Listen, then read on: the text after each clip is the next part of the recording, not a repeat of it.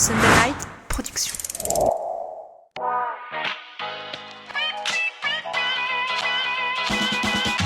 Bienvenue sur le podcast Dans la tête d'un coureur, l'émission de toutes celles et ceux qui aiment courir. Trail, route, piste ou encore triathlon, chaque lundi, venez améliorer vos connaissances sur l'entraînement, l'alimentation et la préparation mentale du coureur tout en vous amusant. Bonne écoute! Bonjour à toutes, bonjour à tous, nous vous souhaitons la bienvenue sur le podcast Dans la tête d'un coureur, l'interview, et aujourd'hui nous avons l'immense plaisir de recevoir dans l'émission l'un des marathoniens les plus autodidactes sur le circuit international. Il a arraché une 12e place au marathon des Jeux Olympiques de Tokyo et a obtenu le titre honorifique de premier français sur cette épreuve. Il s'agit de Nicolas Navarro. Nicolas, un grand merci d'avoir accepté cette invitation et de t'être déplacé jusqu'au studio, jusqu'à Paris, parce que je crois que toi tu viens plutôt du sud de la France. Comment vas-tu ? Est-ce que tu as fait bon voyage ? On a fait bon voyage, merci Guillaume. C'est vrai qu'on vient plus du sud et du soleil, mais on n'a pas à se plaindre depuis qu'on est arrivé là. C'est un petit peu gris, mais il pleut pas. Et comme on dit à Paris, quand il pleut pas, il fait beau. Et nous sommes aussi en compagnie d'un homme qui, à chaque fois qu'on parle marathon, lui, il est un petit peu comme un enfant, avec le sourire jusqu'aux lèvres. Et aujourd'hui, il va être servi avec l'un des meilleurs marathoniens français. Il s'agit bien évidemment de Fred, co-animateur du podcast et entraîneur du groupe Élite au Stade Français Athlétisme. Fred, comment ça va toi ? Bonjour Nicolas, bonjour Guillaume, bonjour à toutes et à tous. Écoute, ça va très bien et comme tu le dis, j'ai la banane et je pense que ça se voit aujourd'hui. Nicolas, je le disais en introduction, tu as fini premier marathonien français lors des JO de Tokyo. Tu possèdes d'ailleurs un record sur la distance en 2h09 et 17 secondes. Pourtant, quand on s'intéresse à ton parcours, quand on regarde un petit peu d'où tu viens, tes origines, rien ne te prédestinait à la course à pied. En effet, tu es arrivé très tard sur le bitume, à l'âge de 21 ans, mais 21 ans dans le haut niveau, on est quasiment un retraité. Avant cela, tu te situais toujours sur route, mais à vélo. Malheureusement, à la suite d'un grave accident, d'une chute je crois, tu as dû arrêter le cyclisme pendant quelques temps et c'est à ce moment-là que tu as décidé de te tourner je crois vers le running. Est-ce que tu peux revenir sur cet épisode et surtout dans quelles conditions au final la course à pied est venue supplanter le cyclisme ? Oui, comme tu l'as dit tout à fait, c'est vrai que je n'ai pas suivi le modèle que tous les athlètes ont pratiquement suivi, c'est-à-dire l'école d'athlétisme et la piste et après un passage sur route. Moi je venais de la route mais plutôt côté vélo et j'en ai fait pendant une dizaine d'années, donc c'était vraiment ma passion, c'est ce qui m'a fait découvrir le sport et c'était vraiment ma passion et ça l'est toujours d'ailleurs, la passion pour le vélo et comme tu l'as dit, à la suite d'une chute à l'entraînement, je me suis fracturé en fait des vertèbres et après ça j'ai été arrêté quelques mois en fait, quasiment 3 mois où j'avais un corset et après j'ai pas vraiment repris en fait, j'ai jamais vraiment repris en fait l'entraînement et les compétitions et après à côté de ça mon frère faisait de la course à pied, donc je me suis mis aussi à le suivre un peu et de fil en aiguille j'en suis arrivé à préparer d'abord la course du coin et puis après toujours je me suis pris au jeu de faire toujours des courses et vu que je jouais les premiers rôles dans les courses locales, ça donnait envie de forcément de s'entraîner plus et de gagner à chaque fois, donc et après, j'en suis arrivé là, mais ça a pris du temps. Oui. Et la question de reprendre le vélo, une fois que tu as été rétabli, est-ce que tu te l'es posé ? Est-ce que, c'est-à-dire qu'une fois que tu t'es blessé, tu t'es dit ça y est, c'est fini, je tourne la page du vélo, ou tu t'es dit, je vais juste me rétablir et puis je vais remonter en selle ? Comment ça s'est passé ? Non, quand je suis tombé, après, je me suis dit que j'allais reprendre. Enfin, pour moi, c'était le vélo, ma vie s'est tournée autour du vélo et je pensais pas du tout à la course à pied ou autre chose. Et après, du coup, pendant mon arrêt, j'ai découvert qu'il y avait une autre vie que le vélo. J'avais 17-18 ans, donc j'ai commencé, comme tous les jeunes ils font, soit ils font du sport, soit ils font des études, soit ils sortent. Et du coup, j'ai découvert qu'il y avait une autre vie que le vélo. Et après, vraiment, j'ai pas vraiment repris. J'étais un peu un feignant de l'entraînement, donc j'ai pas vraiment repris comme il faudrait pour atteindre le haut niveau. Donc c'est pour ça que j'ai eu cette coupure après ma chute. Alors Nicolas, le cyclisme sur route peut avoir des similitudes avec la course à pied, déjà parce qu'il s'agit d'une activité d'endurance à dominante aérobie, mais au-delà de cette similitude, est-ce qu'il y a d'autres éléments, d'autres spécificités que tu as développées en cyclisme et qui t'ont été d'un apport essentiel en course à pied ? Oui, comme tu dis, déjà, il y a tout ce qui est endurance. On faisait des sorties de vélo de 4, 5, 6 heures, donc forcément, ça, je pense que ça m'a aidé à avoir ces capacités sur du long et cette endurance-là. Et c'est des efforts que je préfère, moi, dans tous les cas, des efforts longs et Après, il y a forcément le côté mental aussi, le côté mental qui joue quand on part s'entraîner pour 4-5 heures. Je pense qu'il faut vraiment être motivé, surtout l'hiver. Donc là, à côté de ça, quand on fait les sorties longues de 2 heures, ça passe plutôt rapidement. Donc je pense qu'il y a ce côté-là aussi. Et après, les côtés gestion aussi de l'effort, je pense que quand on est sur le vélo, c'est pareil, on est seul face à nous-mêmes, quoi. Avec son vélo, on se bat des fois tout seul. Donc c'est pareil, il faut bien se gérer. Et je pense que ça m'a aidé aussi de ce côté-là. Alors, moi, je vais dire de l'extérieur, parce que je ne suis pas forcément un grand connaisseur du cyclisme, même si je m'y intéresse. On peut avoir le sentiment que quand même les cyclistes fonctionnent plus en groupe, en team, notamment sur les sorties longues qui peuvent dépasser les 6-7 heures. En course à pied, notamment sur marathon, on est un peu plus souvent seul. Est-ce que ça, c'est un élément qui t'a dérangé ou au contraire qui t'a plus convenu dans la course à pied ?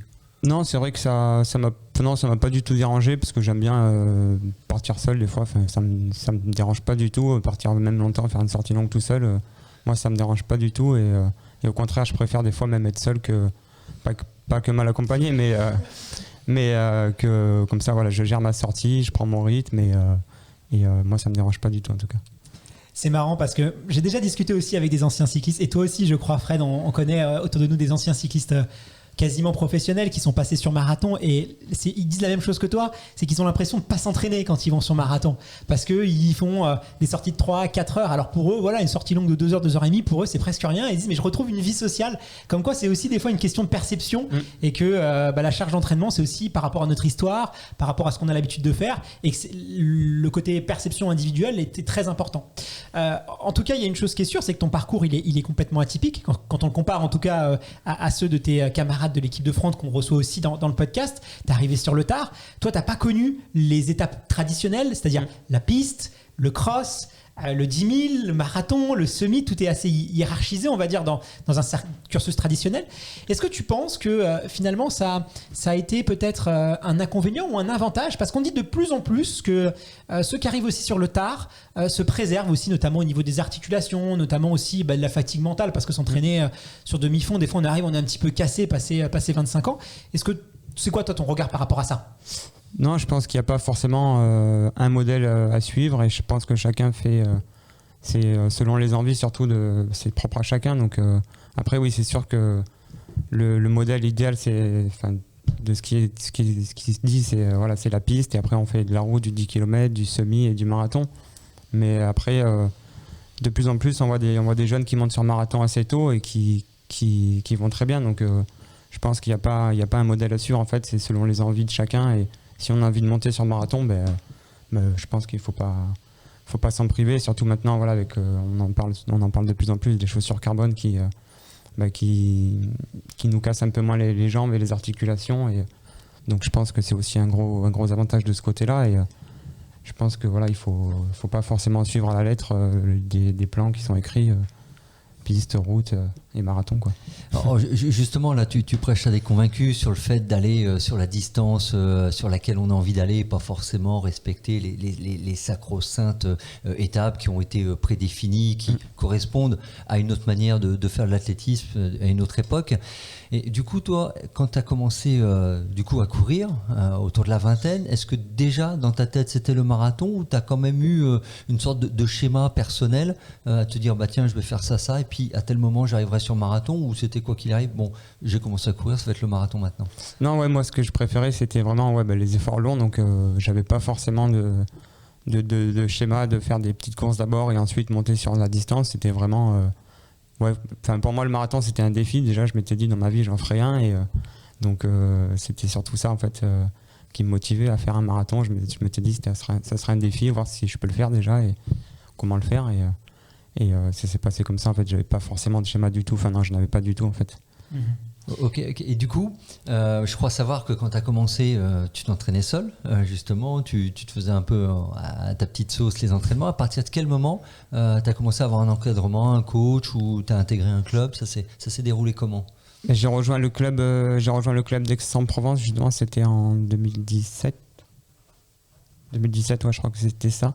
Donc à partir de ce moment-là, en fait, j'ai eu un entraîneur, justement, j'ai découvert des plans d'entraînement bien cadrés, des séances sur piste cadrées, vraiment des trucs plus classique, mais je pense que c'est ce qui me manquait pour vraiment progresser, et ça m'a beaucoup aidé. Oui. Avant ça, justement, tu t'entraînais comment? C'était plutôt au feeling? Comment ça se passait? C'était vraiment au feeling, à la sensation, quoi. Des fois, j'allais courir dans la Sainte-Victoire à côté d'Aix-en-Provence, c'était plus du trail. Après, des fois, j'allais un peu sur piste, mais c'était vraiment pas cadré du tout, quoi. Il y avait vraiment rien de défini. Après, j'enchaînais beaucoup de courses aussi tous les week-ends, des fois 2 fois dans le week-end, le samedi, le dimanche. C'était mes entraînements, en fait. Les courses, ça me servait d'entraînement, quoi. C'est vrai, quand on débute, il y a beaucoup de coureurs qui commencent la course à pied. Alors, on va s'entraîner avec les copains, on va prendre un petit peu de plaisir. Et puis, allez, on nous lance un peu un défi. Tiens, il y a ce 10 km de notre ville, on se lance. Et là, on découvre le dossard, on découvre un peu la frénésie des départs, des compétitions. Et puis, c'est assez addictif. Et quand on commence, on cumule. Souvent, on veut faire toutes les courses. On va sur Internet pour voir la course à côté de chez nous. On veut tous participer quasiment à toutes les courses. Et puis après, on a un peu un recul, une maturité. Et on commence à se dire, OK, là, je vais peut-être préparer les choses un peu mieux, et on commence à prendre un club. C'est un schéma assez classique finalement que tu as connu, et beaucoup de coureurs à des échelles peut-être une proportion un peu moindre vont à mon avis s'identifier à ton expérience. Quand on passe à Nicolas Navarro, on pense évidemment marathon. Est-ce que tu n'as quand même pas envie d'aller t'essayer? Tu as fait un petit peu de 10 km, je sais, mais c'est souvent dans le cadre d'une prépa. Peut-être des crosses, peut-être des semis, peut-être essayer des fois de laisser un peu le marathon de côté. Pourquoi pas sur piste aussi? Piste et cross, c'est pas des distances qui s'intéressent, de voir un peu de quoi tu es capable sur Tartran ou dans les terrains de boue? La piste, vraiment non, ça me branche pas du tout. Après, on sait pas. Je pense que ça peut aussi m'aider à passer peut-être un cap au niveau de la vitesse sur les distances plus courtes. Après, le cross, c'est une discipline que j'aime bien, mais c'est pareil, ça tombe jamais au bon moment. On prépare toujours un marathon au printemps, donc ça tombe pas forcément au bon moment pour les faire comme il faudrait le faire. Et après, après les distances plus courtes, c'est pareil, je les fais toujours, comme tu dis, en prépa marathon, mais c'est vrai que c'est là, je prends un peu moins de plaisir à les faire, donc c'est peut-être pour ça aussi que j'y vais pas, mais après c'est vrai que des fois il faut sortir de sa zone de confort pour continuer à progresser, et je pense que ça sera un passage obligé pour gagner en vitesse et être plus à l'aise après sur le marathon encore. Alors, il y a une question qui peut se poser si on fait un peu un petit retour à ta période cycliste, c'est que lorsque tu t'entraînais, que tu étais, on va dire, cycliste, tu te prédestinais à un avenir professionnel dans le cyclisme. Est-ce que quand tu as commencé la course à pied, tu t'es tout de suite orienté, en tout cas au moins dans ta tête, sur le fait qu'un jour tu serais au haut niveau, voire au très haut niveau international comme tu l'es aujourd'hui, ou c'est finalement l'appétit vient en mangeant et tu as vu que tu pouvais avoir des possibilités qui pourraient t'emmener là? Ça s'est construit comment? Non, vraiment au début c'était vraiment du loisir, c'était vraiment tous les week-ends je faisais des courses, je m'amusais sur les courses, et non, il n'y avait aucune idée du haut niveau. En fait, je savais même pas qu'on pouvait en vivre en fait de ce sport-là, et parce que dans le vélo, oui, il y a des équipes qui font le Tour de France, il y a vraiment un monde professionnel, alors que dans l'athlétisme et sur le marathon, il n'y a pas vraiment en fait, donc je savais même pas que c'était possible, et d'ailleurs il y a très peu de temps je me considérais pas comme athlète de haut niveau parce que j'en vivais pas, donc non, c'était pas vraiment un but quand j'ai commencé à courir. Justement, Nicolas, tu fais vraiment office d'autodidacte et dans l'équipe de France et parmi les coureurs. Alors on sait normalement le schéma classique, c'est je fais les crosses du collège, je suis détecté, je vais en club, je fais les championnats de France cadet, espoir, junior, et puis tu es dans la grande famille de l'équipe de France, et tout le monde se connaît, les athlètes de haut niveau, depuis des fois 5, 10, 15 ans. Toi, comment ça s'est passé, le fait d'arriver un petit peu de nulle part dans l'équipe de France? Est-ce que tu as été bien accueilli par tes collègues, ou justement tu as dû montrer un peu que tu n'étais pas là par hasard? Bien accueilli, oui, ça a été très cordial, ça n'a pas été... en équipe de France, on s'entend tous bien, mais après, malheureusement, on n'est pas les meilleurs amis du monde, mais quand on est ensemble en sélection, non, il y a pas de... On s'entend tous très bien, et j'ai été très bien accueilli, ça, il n'y a pas de souci, même par le staff et tout ça. Après, je sais que ça a pu faire parler certaines personnes, et certains coureurs, et certaines personnes, et... Après, c'est comme ça, il y aura toujours des gens pour parler. Les places sont limitées, forcément. Donc, il y a une compétition entre vous, et chacun use un peu du pouvoir qu'il peut avoir. Ça fait partie de l'ordre des choses, malheureusement. Oui, c'est ça. Et puis, comme tu dis, il y en a certains qui se connaissent depuis 10-15 ans. Donc, je pense qu'ils certains préfèrent avoir le copain avec lui pour la sélection que quelqu'un d'autre qui arrive un peu de nulle part. Donc ça peut se comprendre aussi. Mais bon, après, moi, ça me dérange pas. Je fais ma course et puis... Écoute, moi je pense qu'on est toujours à l'endroit où on doit être. Exactement, et du coup, pour faire un peu raccord avec ce que tu dis, avec le report des JO, est-ce que tu as craint à un moment que ta sélection soit remise en cause, et comment as-tu vécu, parce que je pense que tu en as eu écho de certaines remarques, certaines choses qu'on pouvait lire sur les réseaux, mais pas que sur les réseaux, aussi dans les presses spécialisées, indiquant finalement que d'autres marathoniens qui avaient fait les minima, mais en dehors de la période, puisqu'elle était close, méritaient presque plus d'y aller. Et du coup, est-ce que tu étais dans l'inquiétude? Comment tu vivais aussi, entre guillemets, cette forme de remise en cause de ta performance? Après, tu as donné une réponse éclatante au JO, mais avant ça, il a fallu y aller. Oui, non, mais c'est vrai que ça a été... déjà, rien que le report, déjà, ça a été assez dur à vivre. On ne savait vraiment pas, justement, comment ça allait se passer, si au niveau de la sélection, tout allait être remis en cause ou pas. Après, on a eu rapidement la confirmation que la sélection allait quand même être validée, donc ça a été un petit point en moins. Et après, du coup, il y a eu le marathon de Valence où justement il y a eu des chronos qui ont été un peu meilleurs, dont Mehdi qui a fait le meilleur chrono des Français. Donc du coup, ça a un peu relancé le débat, mais après on avait eu la confirmation du CIO du CNOSF et de la Fédé, donc ça a été un peu dans ma tête, c'était assez clair déjà depuis un petit moment. Mais après, c'est vrai que quand il y a eu le report, c'était à ce moment-là que c'était un peu le plus dur à gérer, parce qu'on ne savait pas du tout si ça allait être remis en question, si on allait pouvoir courir nous, s'il fallait refaire la qualif. Ça a été un peu compliqué à gérer, mais après il y a eu Valence, et après Valence, ça s'est bien passé. Déjà, tout le monde que ce soit Hassan ou moi, on a fait des chronos qui ont revalidé en fait les minima, donc ça nous a enlevé un poids, oui. Et du coup, durant cette période un peu d'incertitude, comment se gère l'entraînement au quotidien? Est-ce que tu te dis, est-ce que je dois refaire un marathon? Est-ce que je dois continuer à m'entraîner comme si le marathon des JO allait avoir lieu? Comment on gère cette période de flou que tout le monde a connu, chacun à son niveau évidemment, hein? La pression sur les athlètes internationaux était certainement plus importante, mais comment on gère ce type de période? Moi, ça a été... Au début, j'ai continué à m'entraîner. Pour le premier confinement, j'ai continué vraiment à m'entraîner. Je me suis acheté un tapis. Je me suis dit, il va falloir que je m'entraîne. Et au final, le tapis, il a pas trop servi en fait. D'ailleurs, je l'ai revendu, mais il n'a pas trop servi. Non, après, j'ai complètement coupé même. Je faisais pas grand chose, donc ça a été vraiment coupure totale, même mentalement. Enfin voilà, j'ai complètement coupé pendant le premier confinement et. La reprise a été très compliquée, mais après voilà, j'avais l'objectif de Valence et ça a été une bonne chose pour se relancer, parce que sinon ça aurait été encore plus compliqué. Justement, alors il y a une particularité, c'est que ton entrée dans la cour des grands avec le maillot tricolore, c'est que très vite tu es allé sur la compétition la plus prestigieuse dans le domaine du sport du haut niveau, c'est les Jeux Olympiques. Comment ça s'est passé, cette première expérience aux JO? Est-ce que c'était pas aussi beaucoup de pression, j'imagine, une grande compétition dans un pays très loin, dans un contexte sanitaire particulier, ça fait quand même beaucoup d'éléments nouveaux tout ça. Pour toi, comment tu l'as vécu? Je l'ai vécu plutôt bien, parce que heureusement que j'ai pu faire ma première sélection l'an dernier sur les championnats du monde de semi-marathon en Pologne. Donc j'ai un peu découvert déjà ce que c'était une sélection, une course internationale. Donc déjà ça m'a enlevé un point, on va dire. Donc je savais à peu près comment ça allait se passer. Après c'est sûr que là c'est quand même autre chose, c'est les Jeux Olympiques. Et c'est vraiment l'événement le plus suivi. Donc c'était une petite pression, mais après... on a eu l'avantage de ne pas être dans le village olympique déjà.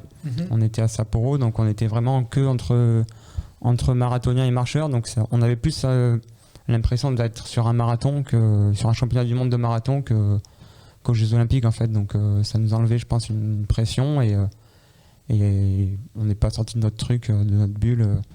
Donc je pense que ça nous a aidé. Ouais. J'imagine que tu as analysé un peu ta course après coup. Une course au JO, forcément, ça s'analyse. Tu as eu un bon résultat parce que tu as fini premier français, 12e, je crois, au classement général.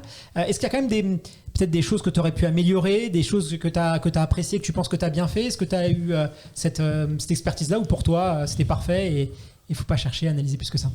Non, analyser, attention, c'est toujours bien d'analyser et de voir où est-ce qu'on peut améliorer les choses et ce qui s'est bien ou pas bien passé. Après là sur le marathon olympique, non, je pense je pense que j'ai fait ce qu'il fallait faire. Enfin, en tout cas, moi, j'avais ce schéma de course-là, donc partir plus prudemment que mes allures sur un marathon normal, on va dire. Parce que là, les conditions étaient très particulières avec beaucoup de chaleur et d'humidité, donc il fallait adapter le rythme. Non, si c'était à refaire, je pense que je referais pareil. Il y a beaucoup de coureurs qui sont partis dans le groupe de tête en prenant un gros risque parce que les conditions étaient vraiment pas faciles. Et on a vu que justement, il y a eu beaucoup de coureurs du groupe de tête qui ont explosé. Donc je pense que si c'était à refaire, je ferais exactement la même chose. Ouais. Bah, nous, on peut, en tout cas, entre guillemets, de l'extérieur et après coup, que te le conseiller quand on connaît le résultat final. Et du coup, comme je le disais, ça a été finalement la meilleure réponse que tu as pu donner à un certain nombre de détracteurs qui s'étaient exprimés. Mais du coup, là, on va revenir un peu en arrière. Nicolas, la course à pied, tu l'as dit, n'était pas forcément un univers totalement inconnu pour toi, parce que ton frère aîné, Julien, excellait déjà dans le monde, mais plutôt sur le trail. D'ailleurs, toi, tu n'as jamais envisagé de courir en montagne, plutôt, parce que tu vis à côté d'Aix et tu vois en Provence, dans le sud de la France, où il fait beau, il y a des spots merveilleux pour faire du dénivelé. Du coup, pourquoi la route ? Pourquoi la route ? Parce que, si je me suis mis, j'ai fait un peu de trail, mais voilà, j'en faisais quelques-uns. Comme quand je te disais tout à l'heure, j'enchaînais toutes les courses tous les week-ends, donc ça m'est arrivé de faire quelques trails, mais pas des longues distances. J'ai dû faire du 25-30 km maximum. Mais après, je me sentais quand même mieux sur route. Je prenais plus de plaisir même sur route, donc et puis j'avais plus de capacité en fait. Au niveau des capacités, je me sentais quand même mieux et je prenais un peu plus de plaisir à courir plus vite qu'aller courir dans les montagnes. Donc c'était ça, il s'est fait un peu plus naturellement comme ça, quoi. Alors Nicolas, ton frère est coureur. On dit souvent que quand on prépare un marathon, on emmène un peu ses proches, sa famille avec soi, parce que c'est quelque chose qui demande un investissement presque au quotidien et à 100%. Je crois savoir que ta copine aussi, qui est là aujourd'hui, est marathonienne. Elle fait même le marathon en moins de 3 heures, donc on peut dire que c'est quand même quelqu'un qui connaît bien la distance. Est-ce que c'est un vrai plus, selon toi, d'avoir un environnement vraiment, je peux dire 100% sport, 100% running, mais quand même qui est en empathie, qui sait ce que c'est, et tout tourne un peu autour de ça, quoi. Oui, c'est sûr que c'est vraiment un gros avantage, parce que quand je pars courir 2 fois par jour, déjà il faut pouvoir le comprendre, et puis même les sorties longues et tout ce qui tourne autour, en fait, tout tourne autour de ça. Donc c'est sûr que si j'avais pas la chance d'avoir Florian qui pratique aussi le marathon, et c'est sûr que ça serait peut-être plus difficile d'avoir cet équilibre-là. Donc oui, c'est sûr que c'est une bonne chose. C'est vraiment un équilibre qui est super important. Donc oui, ça, le fait que tout tourne autour de ça, et qu'elle pratique aussi, ça se comprend beaucoup. Je pense que elle le comprend mieux, et du coup, ça m'aide aussi à progresser.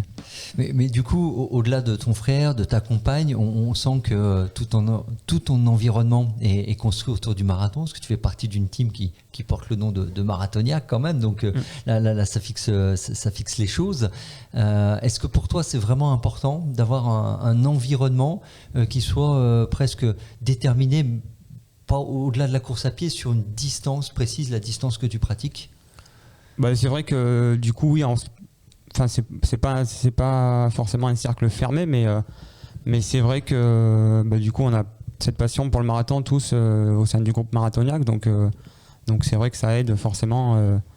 On se comprend, le marathonien on est un peu à part, donc on se comprend très très bien, donc ça aide aussi à l'entraînement, et forcément ça crée des liens, et on s'entend tous très bien, quoi. Mais c'est vrai que c'est un peu un sport dans un sport quand tu fais du marathon. Moi-même, quand je préparais mon marathon, tu t'entoures. Il y a un peu un noyau dur qui se crée autour du marathon, et puis on reste entre nous. On est très, très marathonien, quoi. Mais est-ce que c'est parce que c'est un investissement tel, et c'est une épreuve qui est aussi un peu mythique, qui fait qu'on a besoin d'être toujours avec des gens qui sont en empathie avec nous? Aussi, en même temps, l'athlétisme fonctionne comme ça, hein. Les demi-fondeurs courts, ceux qui font du 800-1500, forment une sorte de, entre guillemets, de communauté dans la communauté. Ceux qui font vraiment du 5000-10 000, c'est pareil. Les crossman, les crosswoman, c'est également le trail aussi des catégories, entre guillemets, un peu à part.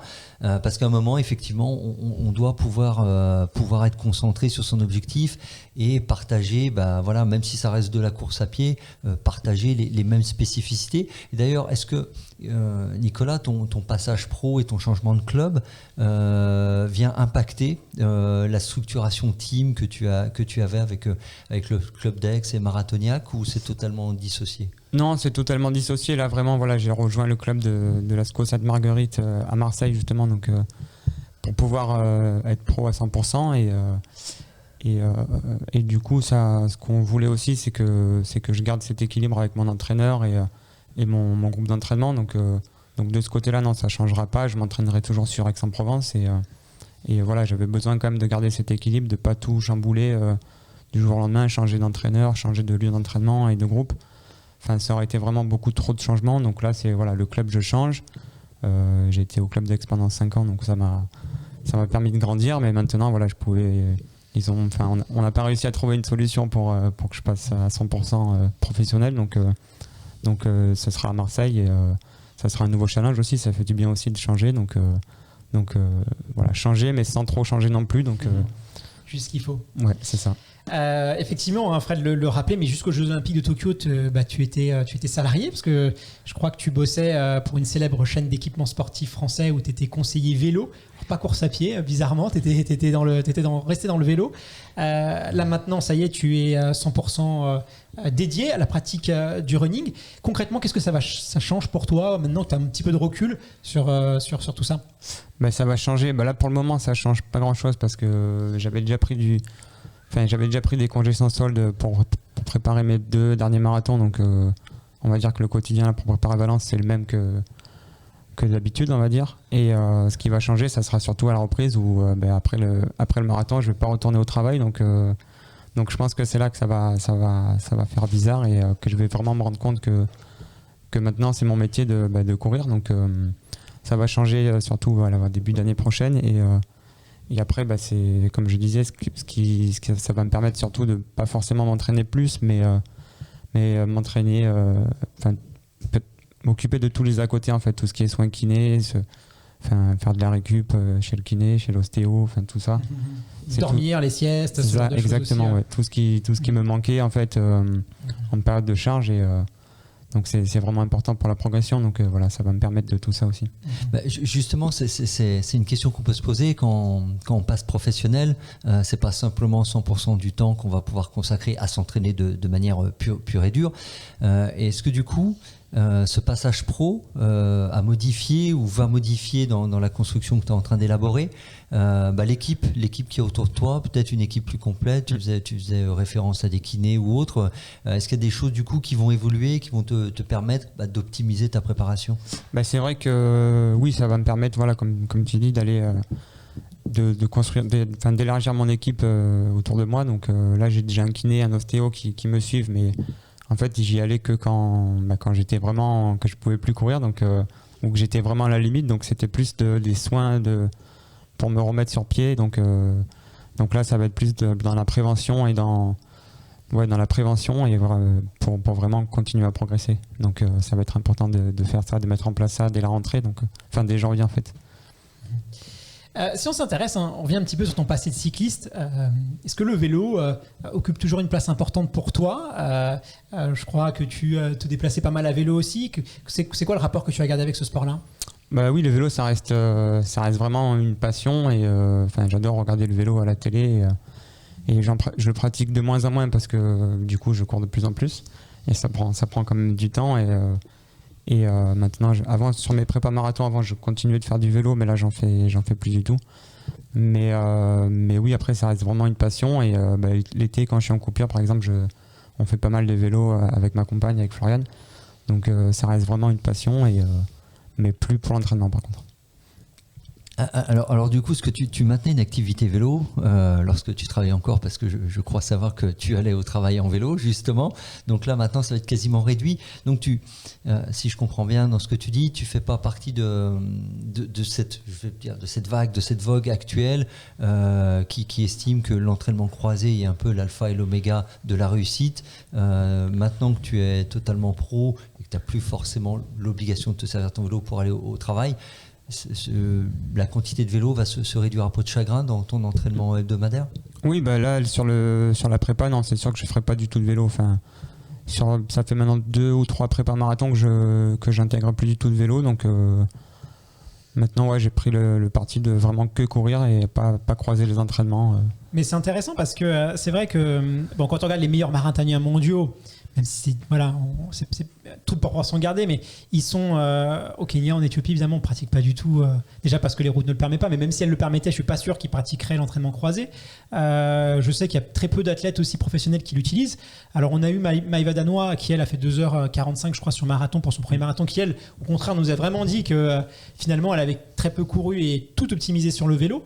Mais certes, j'ai l'impression que c'est très répandu chez les amateurs, chez les coureurs qui croisent, mais en tout cas, les autres athlètes, ils trouvent qu'ils perdent du temps, mais ils l'utilisent très très peu en prépa, en tout cas spécifique. Beaucoup l'utilisent en reprise, notamment parce qu'il faut redévelopper ses capacités anaérobiques, et puis ça, en reprise, on est obligé d'être très progressif, donc on ne peut pas courir tout de suite 100 km. Donc mettre du vélo, justement, ça permet de pouvoir avoir une activité physique en reprise, ou justement après un marathon ou ce genre de choses, mais très peu en prépa spécifique.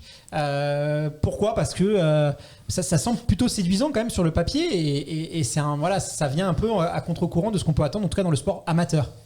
C'est vrai que, comme je dis, sur le haut niveau, personne ne fait ça en fait. Enfin, personne, pas personne, parce qu'il y a certains, comme Benjamin Choquer par exemple, qui est du athlète et qui arrive à s'en sortir très bien comme ça. Et je pense qu'il faut vraiment avoir l'habitude de travailler comme ça et bien se connaître, bien savoir utiliser les deux sports pour en tirer le bénéfice. Et après, je pense qu'il n'y a pas forcément beaucoup de recul là-dessus sur l'entraînement croisé pour être bien conseillé après là-dessus. Donc, après, c'est un ressenti aussi, je pense.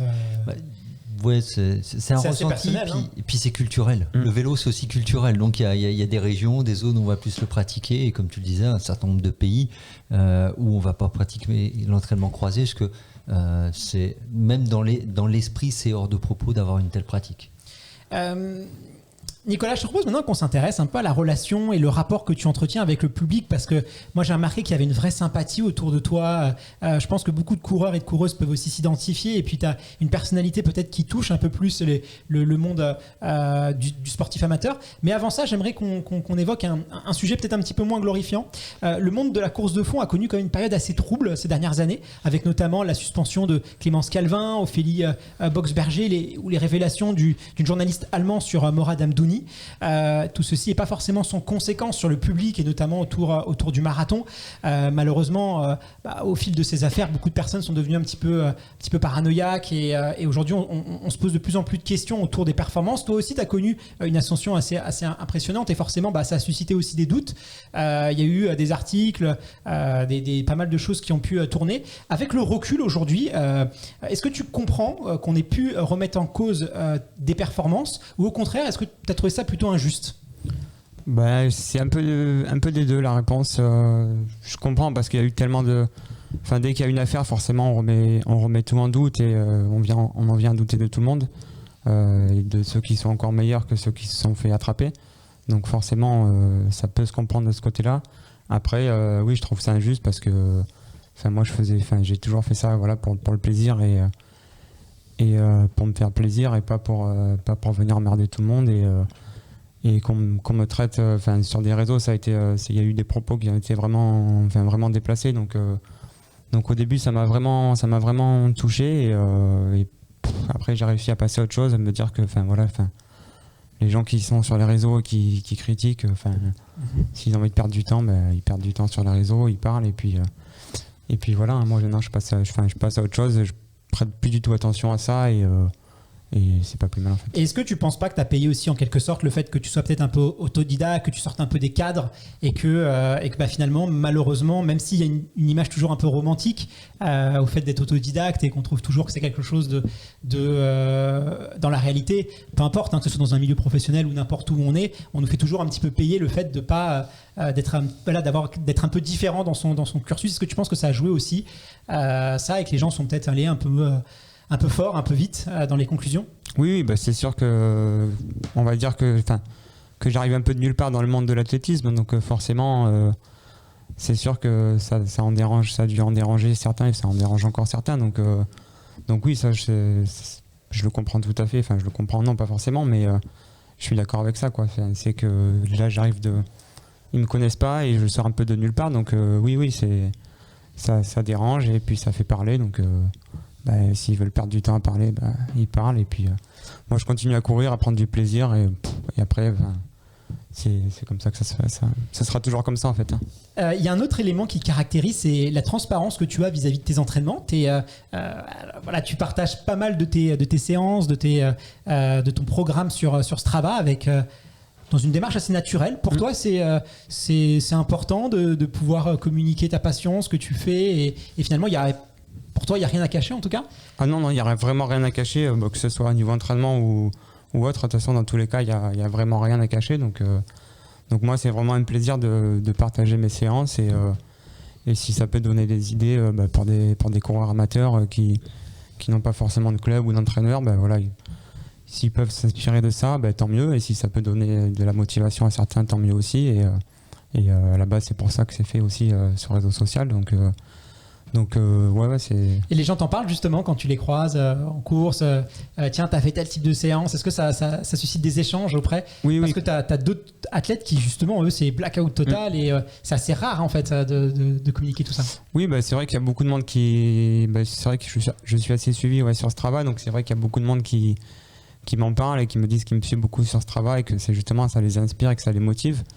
Et donc voilà, ça fait vraiment plaisir, parce que à la base c'est pour ça aussi que je fais ça, et après c'est vrai que sur le haut niveau il y a pas grand, il y en a de plus en plus qui s'y mettent, mais soit en masquant un peu une partie de leur grosse séance, soit en jouant un peu au bluff, ou je sais pas trop quoi. Il y a beaucoup de bluff, il y a beaucoup de bluff, et d'ailleurs je vais en profiter, parce que face à toi tu as un partisan, petit match, petit duel, tu es un partisan pour vivre heureux, vivre en cachet, et qui n'aime pas trop quand on partage les séances sur Strava. Du coup, Fred, qu'est-ce que tu en penses, toi? Moi déjà la question, mais vraiment en tant qu'entraîneur, ce que tu le dis, je suis pas forcément favorable entre guillemets à ça. Si tu crains pas à un moment, maintenant tu es sur le très haut niveau international, entre guillemets, de fournir trop d'informations à tes concurrents sur où tu te situes dans ta prépa, quel est ton état de forme, parce que tu l'as très bien dit, il y a un coup de bluff. Moi j'ai vu des très grands athlètes, notamment internationaux, et notamment des fois qui s'entraînent en Éthiopie, où je fais mes camps de base en stage, qui publient des séances. Aujourd'hui on a fait ça, et en fait quand l'athlète tu l'as croisé, il a fait totalement différent le jour même. Donc voilà, qui joue justement sur ce bluff-là. Est-ce que toi, en étant autant transparent et on va dire authentique, maintenant que tu es rentré c'est la fosse au lion, c'est pas à toi que je vais la prendre, est-ce que tu crains pas de donner un peu ton plan de bataille entre guillemets à l'ennemi, à l'adversaire en tout cas? Non, ça je le crains pas, parce que après je me dis que c'est un sport individuel, et même si je mens sur mes séances, je dis que j'ai fait on va dire hier j'ai fait 4 fois 4000, on va dire que si j'ai menti, que j'ai pas fait ça, au final je l'aurais pas fait, et le jour de la course je serais pas en forme. Donc que mes adversaires croient que je suis en forme ou pas, au final ça changera pas grand chose en fait, puisque le jour de la course on est chacun pour soi, et donc non, franchement non, ça m'inquiète pas. Mais c'est une démarche intéressante, parce que mine de rien on rigole sur le fait qu'il y a un peu de l'intox.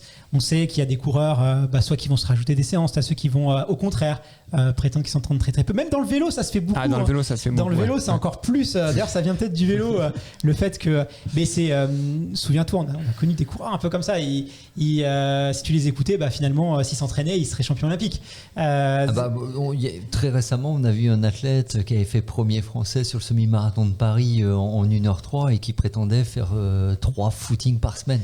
Donc à un moment on connaît l'athlète, on sait comment ça marche. Oui, mais parce que aussi, et ça on le sait, nous ça nous fait sourire, on sait aussi que c'est normal, c'est partie du jeu aussi, un peu de dupe, de montrer, de tout ça, et que c'est contextualisé, ça peut avoir du sens, mais c'est vrai que pour l'amateur, même sur trail, on en discutait aussi avec des trailers qui par exemple ne communiquaient pas sur le fait qu'ils faisaient des séances de vitesse ou des séances sur piste, sur route, parce que c'est pas forcément bien vu de faire de la vitesse sur le trail, mais c'est des codes en fait auxquels on s'affranchit, mais c'est vrai que du coup pour le grand public, quelquefois tu te dis ah tiens on peut faire un marathon, on peut faire 2h10 en faisant 80 km par semaine, tu vois, et du coup en fait tu crées tu mets le trouble et parce que eux n'ont pas forcément conscience qu'il y a tout ce jeu de bluff et tout, et que c'est parti un peu d'un poker menteur, et que ça fait sourire aussi les intéressés, et ils prennent ça un peu pour argent comptant, et du coup c'est bien aussi de remettre de concrètement, voilà, parce que on va pas se mentir, les plans marathons sont quand même assez proches d'un coureur à un autre. On va dire, ça fait quand même 20-30 ans, évidemment on fait un petit peu moins de volume, il y a des choses qui ont été rectifiées, des spécificités, mais globalement dans l'ensemble ça se ressemble assez. Donc c'est bien aussi de montrer, je pense, ce type de choses. Je sais pas ce que t'en penses, Fred. Moi voilà, très concrètement, hein, on sait très bien, comme tu dis, le risque principal, c'est que des gens qui ne soient pas forcément des spécialistes de la course à pied puissent effectivement croire qu'on est capable de faire 1h03 au semi-marathon en faisant 3 footings par semaine, et qui diront si un tel il y a peut-être beaucoup de talent après, je sais pas. Oui, c'est sûr. Énormément à ce niveau-là, ça serait énormément. Et justement, Nicolas, en regardant d'un peu plus près tes données Strava, on voit qu'il y a énormément de sorties que certains qualifieraient d'endurance fondamentale. Moi, j'aime pas trop ce vocable, mais bon, on va l'appeler comme ça pour qu'on comprenne bien de quoi on parle. En tout cas, des sorties d'endurance à allure modérée, voire très modérée. Quelle place ça occupe pour toi dans ta préparation ? Est-ce que c'est vraiment le socle, la base, ou ce sont juste des sorties d'assimilation ? La base, non, pas forcément, parce que la base, c'est quand même les sorties, soit les sorties longues, soit les séances sur piste, des séances de qualité, on va dire. Mais c'est vrai que ça fait partie de l'entraînement aussi, ces footings vraiment lents. Et ça me permet vraiment de bien, comme tu dis, d'assimiler la séance. En lendemain de séance, j'ai besoin de vraiment récupérer. Donc, je ne me vois pas faire un footing rapide. Donc, c'est vraiment un footing très lent pour assimiler et vraiment récupérer et ne pas accumuler plus de fatigue pour être bien sur la séance d'après. Donc c'est vrai qu'il y a beaucoup de footing assez lents. Quelle vitesse, justement, tu peux nous préciser ça peut aller de 10 km/h à 12, quoi. Ouais, tu vois, 10 km/h, 2h09 au marathon. Hein, donc, si quelqu'un qui fait par exemple 3 heures sur marathon, on se rend compte que quand même beaucoup de gens ont tendance à être assez rapides sur leur. Mais c'est ce qui permet aussi de faire du volume et de pouvoir bien assimiler les séances, récupérer. Parce que souvent, quand on dit, il fait 150, 180, 200 km par semaine, derrière, il y a quand même beaucoup de séances à allure assez modérée. Justement, on va profiter du fait que tu partages et communiques pas mal sur tes entraînements pour te poser une question. Alors, tu sais qu'on a toujours nous les coureurs et les coureuses à pied, on a toujours un peu des séances clés, des séances un peu test. Sur 10 km, il y a le fameux 8 fois, 6 fois 1000, où on va réaliser peut-être 2-3 semaines avant l'objectif pour voir si on est prêt, si on est prêt à en découdre, tout simplement. Est-ce que toi, tu as une séance un peu test avant ton marathon ? Ça peut être la sortie longue allure marathon, ça peut être une séance sur piste, je sais pas. Est-ce que toi, tu as une petite séance test que tu aimes faire ? Si elle existe, laquelle est ? Comme ça, peut-être ça donnera des idées à certains d'entre nous. Il n'y a pas forcément une séance test, mais oui, sur les sorties longues, la plus grosse, ça va être le week-end prochain, donc ça va être 4 fois 5 km à allure marathon. Donc là, vraiment, je vais savoir si je suis en forme et si je peux tenir l'allure que j'aurais prévu de tenir. Mais c'est vrai que avant cette séance-là, il y a un petit stress supplémentaire parce qu'on se dit que si là, ça passe pas... Donc tu fais 4 fois 5 km, donc tu fais 20 km à allure marathon, pas plus finalement. Non, ça c'est le contenu de la séance. Après, il y a 15 km d'échauffement et 1 km de récupération entre chaque 5 km. D'accord. Mais finalement, tu fais pas de sortie longue allure marathon de 25-30 km comme on peut faire. Moi, c'est ce que tu fais pas. Non, je fais jamais. J'ai jamais fait des gros blocs d'allure marathon comme certains font toute une sortie de 20-30 km complètement allure marathon. Non, nous, avec mon entraîneur, on fonctionne comme ça. On fait plutôt des blocs assez courts au final. Même si 5 km c'est long. Mais on fonctionne comme ça. Et non, j'ai jamais fait. Après, je pense que niveau récupération, faire 20 km d'un coup, c'est assez épuisant. Donc pour récupérer et repartir derrière à l'entraînement, c'est assez compliqué. Donc nous, on fonctionne plutôt par petits blocs. D'accord.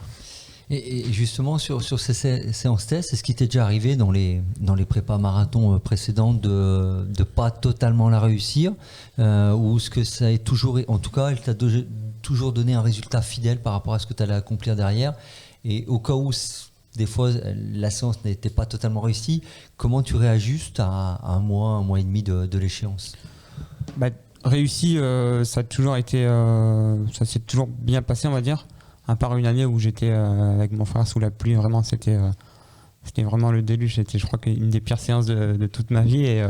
Et du coup, forcément, j'avais des conditions qui étaient pas en ma faveur, donc les allures n'étaient pas forcément au rendez-vous.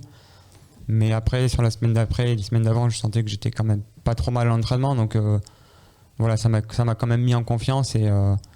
Donc de ce côté-là, non, j'ai rarement eu une grosse séance qui est passée complètement à côté. Après, c'est surtout sur des séances là où des fois ça passe pas, c'est les mardis après les sorties longues, où c'est des séances sur piste généralement, ou sur des 400 où je suis pas forcément dans les allures que je devrais être. Je me dis que c'est pas grave, je fais quand même la séance, mais plus lentement, mais au moins je fais la séance et ça me permet de pas accumuler plus de fatigue, et plutôt que de me cramer à vouloir tenir une allure, je préfère réduire l'allure et finir la séance complètement. Ouais. Mais tu mets pas le clignotant et tu t'arrêtes pas. Tiens, si j'ai pas l'allure, finalement j'arrête. Non, ouais, je préfère ralentir et faire toute la séance que en faire 10 fois 400 au lieu de 20 par exemple. Mais c'est important parce que ça c'est un échange qu'on a souvent avec Fred dans le podcast, et on peut tous être confrontés. On a une séance de 10 fois 1000, 5 fois 3000, peu importe, 15 fois 400, et finalement on se rend compte qu'on n'est pas dedans, les jambes ça va pas, que tout de suite au bout du deuxième on n'arrive pas à maintenir les allures, et l'erreur effectivement ce serait de mettre le clignotant et s'arrêter. Mais malheureusement quand on à l'entraînement on s'habitue un petit peu à abandonner quand ça devient difficile. On peut aussi lors d'une compétition prendre malheureusement ce virage là. Et on sait que sur marathon on peut commencer des marathons, on n'est pas du tout dedans, et puis finalement ça peut revenir, on peut être très bien au début et puis après ça peut être une catastrophe. Et sur marathon encore plus, donc c'est important de se dire ok, c'est pas grave, j'adapte, mais je vais jusqu'au bout, et puis le soir en rentrant chez soi en fait on n'a pas ce sentiment d'abandon. On s'est dit c'était difficile, mais j'ai trouvé les ressources pour aller juste au bout. Et comme on dit, quand on abandonne finalement personne se souvient qu'on a abandonné sauf soi, et ça nous marque un petit peu. Donc c'est intéressant effectivement. Nicolas, notre échange touche bientôt à sa fin. Alors, on va se projeter un peu dans le futur. Il y a une grande échéance qui arrive, évidemment, qui sera même ici même, à Paris. C'est Paris 2024. Est-ce que pour toi, ça fait office vraiment d'objectif un peu ultime, ou tu as peut-être autre chose en tête, une autre épreuve, une autre compétition, peut-être, je sais pas moi, la Diagonale des Fous, l'UTMB va savoir, vu que tu as un frère dans l'ultra. Est-ce que tu as vraiment, c'est quoi un peu l'objectif ultime que tu as en ce moment chaque matin en te rasant, pour reprendre un peu la phrase d'un ancien président, à quoi tu penses? Là pour le moment je pense à Valence qui arrive là dans moins d'un mois, mais après oui c'est sûr qu'à long terme c'est Paris 2024, les Jeux Olympiques à domicile, déjà rien que les Jeux Olympiques c'est une expérience unique, donc là encore plus à domicile, donc oui c'est vraiment l'objectif, c'est ma pensée ultime tous les matins quand je me lève, oui ça c'est sûr que j'y pense et que j'en rêve, donc vraiment oui Paris 2024 c'est ce qui me motive là pour les 3 années qui arrivent. On quitte toujours nos invités avec cette question, Nicolas. Si tu as déjà écouté le podcast, peut-être que tu la connais. Si tu pouvais revenir, alors je ne sais pas l'âge que tu as précisément, mais si tu pouvais revenir 20, 25 ans peut-être en arrière, quel conseil tu donnerais à ton petit toi, au petit Nicolas de 12-13 ans, si tu pouvais t'adresser à lui? Je lui dirais qu'il faut jamais rien lâcher, qu'il faut toujours croire en ses rêves, et que ça finit toujours par payer, quoi. Si on a un rêve, il faut y croire et tout mettre en œuvre pour que celui-ci se réalise, pardon. Et puis voilà. Tout est toujours entre nos mains. Fred, je ne sais pas si tu veux conclure ce bel échange. Déjà, je voulais remercier Nicolas déjà de sa disponibilité, parce que on sait qu'il est en pleine prépa, et on sait comme une prépa marathon est exigeante tant physiquement que mentalement. Et du coup, juste lui dire qu'on est derrière lui pour l'échéance de Paris 2024, si on voit plus loin, parce qu'on veut voir des Français briller au JO 2024. Et en plus, il arrive dans une période où il participe d'une période où il y a un vrai renouveau du marathon français masculin. Là, il y a à l'heure actuelle, pas moins avec la performance de Yoann Durand dernièrement, 5 Français en moins de 2h10 qui se tiennent dans un mouchoir de poche. On n'avait pas vu ça depuis quasiment jamais, autant de monde en si peu de temps. Donc je pense que c'est d'autant plus stimulant, et ça doit d'autant plus le pousser, parce qu'il sait que maintenant il va falloir qu'il pousse encore plus la machine pour rester dans les 3 qui iront au JO, et qu'on aura, j'espère, le plaisir de voir dans les rues parisiennes. Merci beaucoup Nicolas, et puis on te souhaite un très beau retour sur Aix-en-Provence, et t'es la bienvenue dans le podcast si tu repasses par Paris. À très bientôt. À très bientôt, merci. Au revoir.